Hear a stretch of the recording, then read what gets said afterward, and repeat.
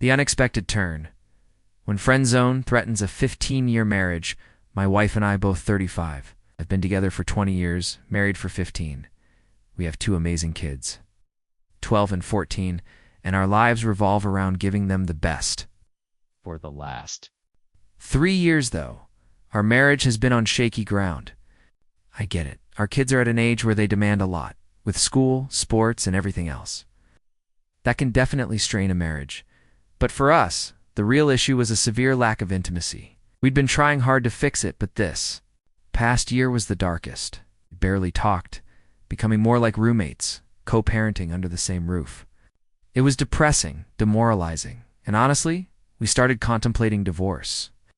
The atmosphere at home grew incredibly heavy.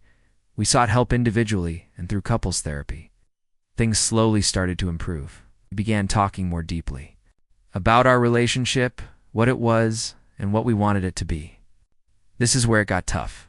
My wife eventually confessed she was no longer in love with me. She saw me only as a best friend, loving me platonically. This, she said, was why she had no desire for intimacy or sex. I was devastated, angry, and couldn't grasp that the person I loved so completely no longer wanted me. Our relationship spiraled again, and we were back to square one. I pressed her for answers about the root of this disconnect. Her response was, "I don't know. I've built up resentment, but I don't know where it comes from." As you can imagine, that didn't give me much to work with. I was puzzled, frustrated, and lost. She maintained she had no sex drive or desire for intimacy, wanting only companionship, which to me meant our co-parenting roommate dynamic. When I asked what I could do or what made me undesirable, her answer was consistently, "I don't know." She loves me, she said, but it's different. She'd felt disconnected for years, and our marriage felt like too much work. Her focus was solely on the kids, and my co-parenting was all she truly valued. I felt like I was just a financial contributor and a co-parent. Her idea of companionship seemed to be the convenience of a good father for our children and my financial support. As for intimacy, she flat out said she wasn't interested. In a truly upsetting turn, she suggested the only way she could consider intimacy was if she was intoxicated. I refused to participate in that, telling her it was unhealthy and wrong. To my surprise, that upset her and made her even more distant. We've always been incredibly honest and transparent. Neither of us has ever cheated, even allow each other full access to our phones and emails, though we rarely check. When I asked if there was someone else, she denied it, and I honestly believed her. We even went through each other's things and found nothing.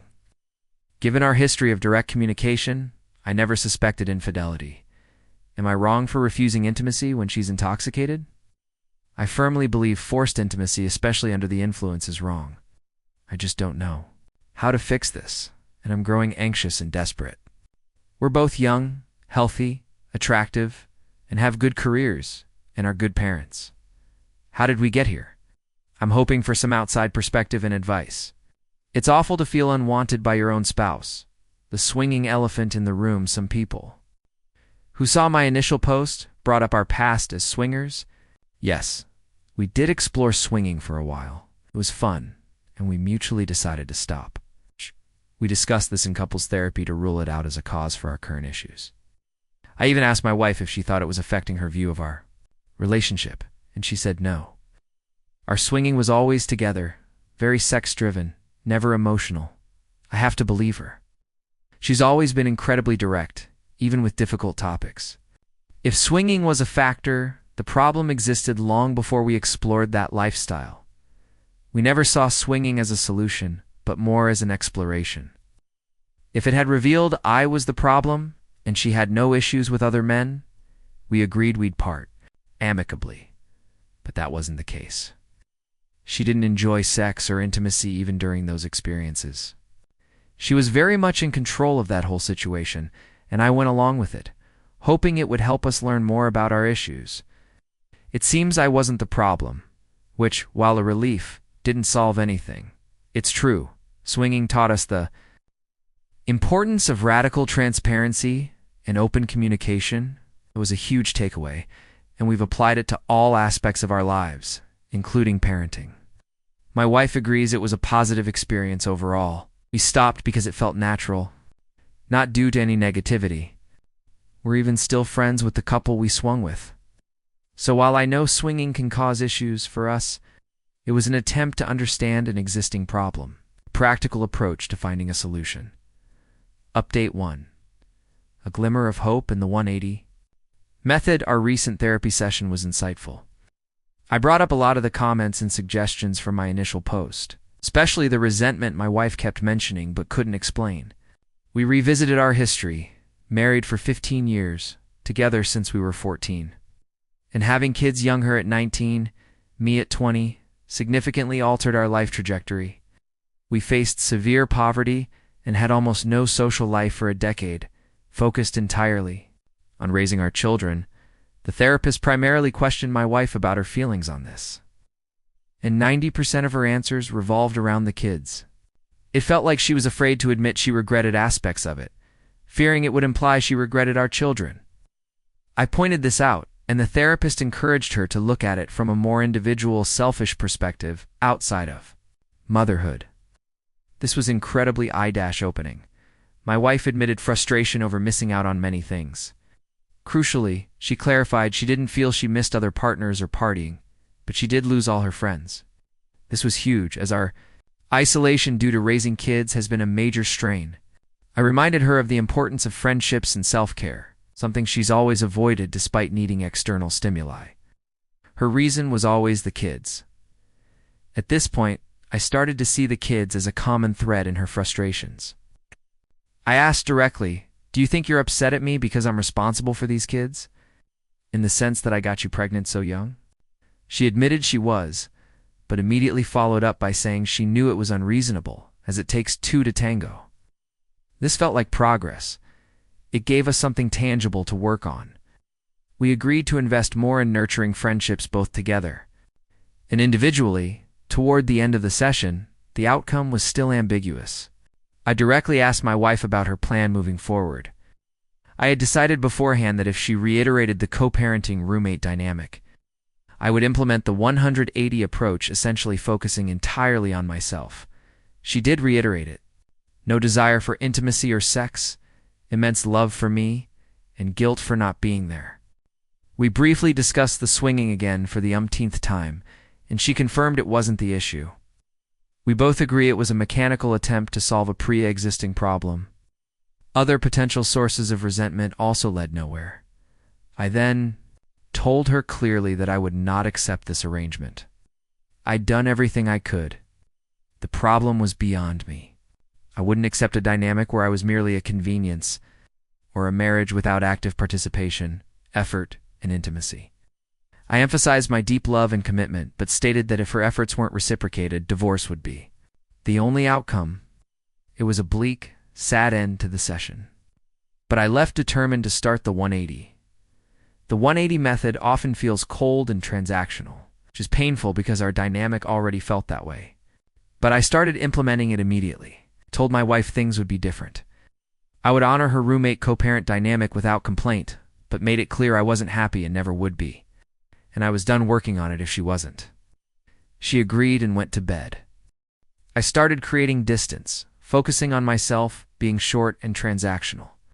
She asked for help with personal things, and I declined, which truly shocked her. She called me petulant. I explained she was now fully in charge of her own life. In issues, we barely spoke for days, only when necessary.